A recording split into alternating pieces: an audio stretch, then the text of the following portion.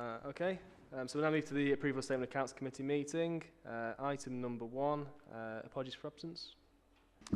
Thank you, Chair. Apologies for Councillor Peters and Councillor Krupski. Thank you very much. Item 2, any declarations of interest on the items under consideration tonight? No, thank you. Item 3, questions from members of the committee. We haven't received any questions from members of the committee.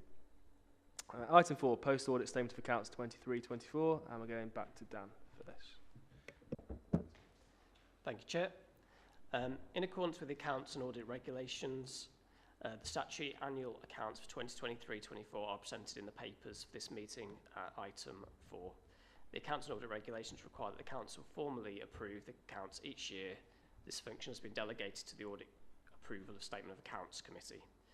The accounts have been subject to audit by our external auditors Audit, and a summary of their work has been presented in the audit finding report elsewhere on the agenda of the previous meeting. Changes from the previously scrutinised unaudited accounts are in relation to the findings within the ISA 26D report, the audit findings report, namely that there were a number of narrative and disclosure amendments and 3 adjustments to the figures within the draft statement, namely an additional capital accrual as a result of an invoice received in 2024-25 but relating to 2023-24, a prior year adjustment for disposals of assets which were not owned by the council, and a prior year adjustment relating to pensions. These have been covered previously in the report. Assurances from the auditor of the Staffordshire Pension Fund are still outstanding. For this reason, it is recommended to the Audit Approval of Accounts Committee to delegate authority to the Chair to sign off the final version of the accounts following the external auditor's final signed audit opinion, subject that they do not identify any further material issues.